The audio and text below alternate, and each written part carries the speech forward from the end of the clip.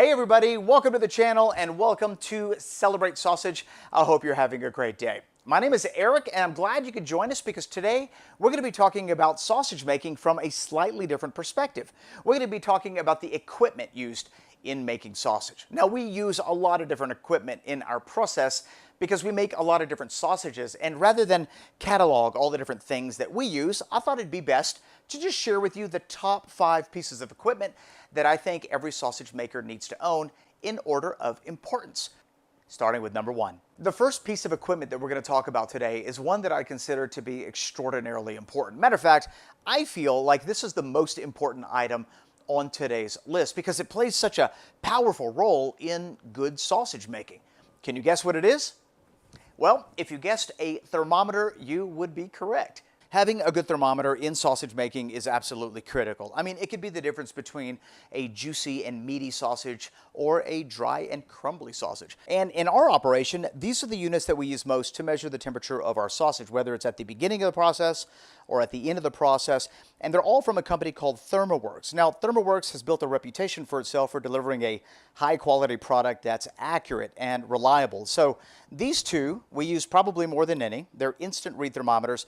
This is their MK4 model, and this is their brand new Thermoworks 1, which actually reads the temperature in just 1 second. And all you do is you stick it into your meat, it gives you a temperature, and you can count on it being accurate. We use these to take the temperature of the meat before grinding, before mixing, especially when we're doing emulsified sausages, absolutely critically important. These units over here are used to take the temperature of our sausage while it's cooking, because as important as it is to measure the temperature of the sausage at the beginning of the process, it's as equally important to measure the temperature of the sausage while it's cooking, because you can quickly ruin a great sausage by overcooking it. So we use the DOT, which is a single probe unit, to test the temperature. And then we also use the signals, which gives me 4 different outlets. So number 1 on the list is a good thermometer. It'll keep your fat from smearing when you go to grind it, when you go to mix it. It'll keep your fat from rendering when you go to cook it. And like I said earlier, we use the instant read thermometers probably more than any. Second thing on the list that I think every sausage maker needs are accurate scales. These are the scales that we use on a day-to-day basis, and you can basically put these into 2 categories. These are what they call large capacity scales. And now those scales are used to weigh out our meat and our fat, because you can weigh out 20, 30, 40 pounds on them. And this scale is more of a precision scale that's used exclusively for spices. If you're making a small batch of sausage, it's very difficult to weigh out 1 or 2 grams on a large capacity scale, which is where this comes in extremely handy. If you are going to get a precision scale, make sure that it measures out to at least the 10th place, preferably the 100th place. And no matter what scale you get, try to make sure that it can switch between grams and ounces so that you're not limited as to the type of recipe that you make. Having good scales in sausage making will basically benefit you in a couple different ways. First and foremost, you'll be able to accurately measure out your meat and your fat and precisely measure out your spices. But that also means that you'll benefit from something called recipe repeatability. And that means that you're a lot more likely to repeat the success of a recipe when everything is precisely measured. And that brings us to number 3. Number 3 on the list is a dedicated sausage stuffer. And a sausage stuffer is a machine that has one job, and it does it extremely well. And it's to take your sausage meat and stuff it into a casing. Now, if you're currently using a sausage stuffing attachment, I can tell you right now that if you upgrade to a dedicated sausage stuffer, you will immediately be upgrading the quality of your sausage. If you're using the sausage stuffing attachment, whether it's for your KitchenAid or your grinder, you'll already know that this is a very frustrating and laborious job, and quite honestly, very difficult for one person to do. The idea of pushing the meat into the head, having it caught by the auger, and then finally into a casing generates an extraordinary amount of friction. And the more friction that's generated through that process, the more of a toll that it takes on your sausage. Having a dedicated sausage stuffer completely eliminates that. It uses a piston to press the sausage meat into a casing. It generates very little friction, and you will immediately end up with a higher quality sausage. So owning a dedicated sausage stuffer immediately levels up your sausage making game, and it really doesn't matter what size you get. If you only make a small amount of sausages at a time, you may want to consider the 5 or 10 pound sausage stuffer.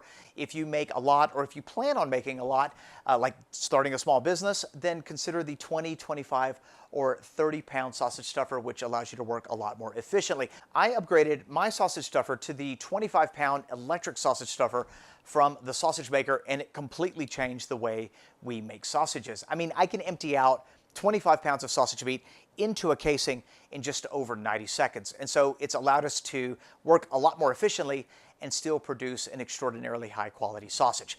And that brings us to number 4, the grinder. When it comes to sausage making, having a meat grinder makes processing your meat incredibly easy, and there are a lot of different grinders to choose from. I mean, you could go as simple as the KitchenAid attachment to a number 32 grinder with a 1.5 horsepower motor. And it is important for you to know that having a bigger grinder does not mean you will produce a better sausage. You could use any size grinder on the market today and still produce an extraordinarily high quality sausage, as long as you know the basic fundamentals on how to grind meat for sausage. And thankfully, I've already made a video on that. At the end of this video, I'll make it one of the video suggestions. So why would someone select a bigger grinder over a smaller grinder if you can produce equally good sausages with both? Well, at the end of the day, it comes down to efficiency. I use 2 different types of grinders. The first one is a number 12 grinder from the sausage maker, and we've had this grinder for about 7 or 8 months. The reason I bought this number 12 is because I often do a lot of experimenting with recipes, and I don't want to make 30 or 40 pounds right out of the chute. So often we'll make a kilo, 5 pounds, sometimes 10 pounds. And I wanted a grinder that was quick, easy to clean, easy to put together, easy to take apart. And that's why I bought this particular grinder, and it's been perfect. If you've been keeping up with the series this year, you'll know that most of the sausages that we made here on Celebrate Sausage, we made using the number 12 grinder from the sausage maker. When you use a smaller grinder, whether it's a KitchenAid, a number 8, a number 10, a number 12, you generally have to cut the meat up a little bit smaller, maybe small cubes, small strips, so it doesn't overwhelm the grinder. The other grinder that we use is a number 22 grinder, also from the sausage maker.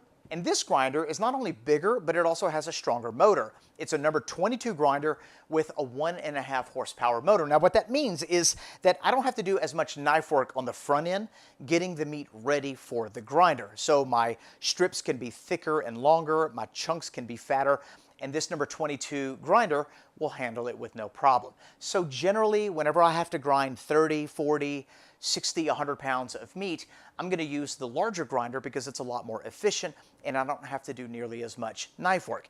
If I'm going to do small batches, let's say anything under 15, 10 or 15 pounds, I'll more than likely use the number 12 grinder.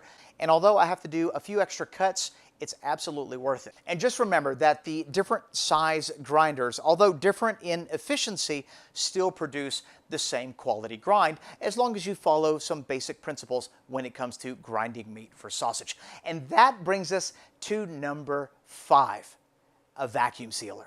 Having a vacuum sealer really opens up a lot of options for the home sausage maker. First and foremost, it allows you to properly store any extra meat that you might have bought on sale or any extra sausages that you made in the freezer. A properly vacuum sealed bag of sausages or meat can last in the freezer for 6 to 12 months with very little loss of quality. So in addition to long-term storage, having a vacuum sealer opens up an entire world of charcuterie for whenever you're ready. I mean, it's a great way to effectively and efficiently cure your meats. I mean, you can make things like capicola, lomo, lonzino, bresaola, pancetta, and if you ever get into salami making, having a vacuum sealer allows you to really equalize the moisture that's in the salami and develop its flavor even more. So we use a couple different types of vacuum sealers in our operation, and each one of them has its own unique place. The first one I'm going to show you is considered a commercial unit from VacMaster. It's a chamber vac, and there are a lot of different sizes of chamber vacs. The one we have is about middle of the road. We originally bought this for our commercial business, and it's single-handedly been one of the most useful tools that we own. But there are a couple different issues with chamber vacs. First and foremost, they're a little pricey. They're kind of on the more expensive end of vacuum sealers. They're generally a little large, they take up a lot of counter space. They're somewhat loud and they do require a little preventative maintenance. You got to change the oil in some of them from time to time. But if you have a relatively large operation or you are serious about sausage making, then having a chamber vac is a lot more heavy duty. It creates a better seal, and overall it offers you the opportunity to do more things when it comes to vacuum sealing. The second vacuum sealer that we use is a heavy-duty vacuum sealer from the sausage maker, and this is really my go-to vacuum sealer when it comes to making sausages, salamis, curing whole mussels, because it's got a great price point. It also has a lot of different functions, a lot of different options when it comes to vacuum sealing, whether you're doing, wet or dry food, you want a loose or a tight seal. And so I think all that stuff is incredibly important. It's very easy to burn out a vacuum sealer by using it too often if it's not considered heavy duty. And this particular vacuum sealer has withstood the test of time and has done me right every time. The third vacuum sealer that we use is what I would consider the most economical option. This is a handheld vacuum sealer, also from the sausage maker, and it operates on batteries or you could plug it in. It's a very portable unit and it works by simply removing the air out of a quart-size Ziploc bag. It holds its seal incredibly well, and really the only downside to this particular option, and don't get me wrong, it is a great little option, is that you're limited to the bag size. Okay, so those are the three vacuum sealers that we use in our operation, and if you're looking for a vacuum sealer, just make sure that it's built well and that it's sized appropriate to your application.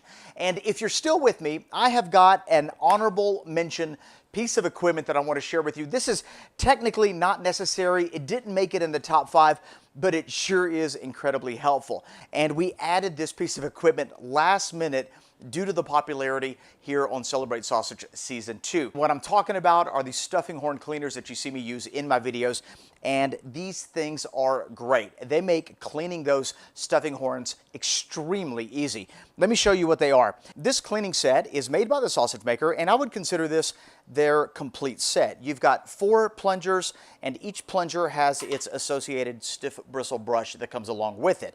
The sizes that you get in the complete set are 1/2 inch, 3/4 inch, 1 inch, and 1 1/4 inch, and those correspond to their appropriate horns. The way that it works, it's pretty simple. I mean, you've got a plunger that's welded to a rod, and the entire thing is made out of 304 stainless. Using this cleaning system is incredibly easy. All you've got to do is take your sausage horn, which generally has sausage in it, take the corresponding plunger and stick it into that hole, and it's got a nice tight fit. So when you push it through, all that sausage meat comes out. You no longer have to waste it. Remove that plunger and finish the job with a little soapy water and that stiff bristle brush to clean out that horn completely. And there you go, completely clean without all the fuss. And like I said earlier, this is the complete set. The sausage maker also sells individual sizes if you happen to need only 1 or 2 sizes.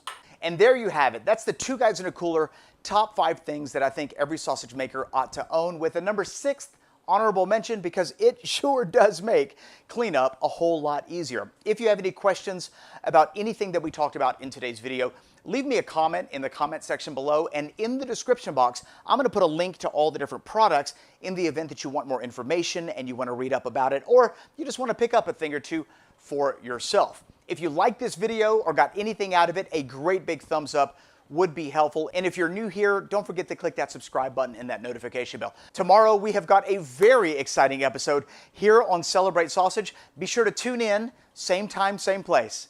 See you tomorrow. Bye-bye.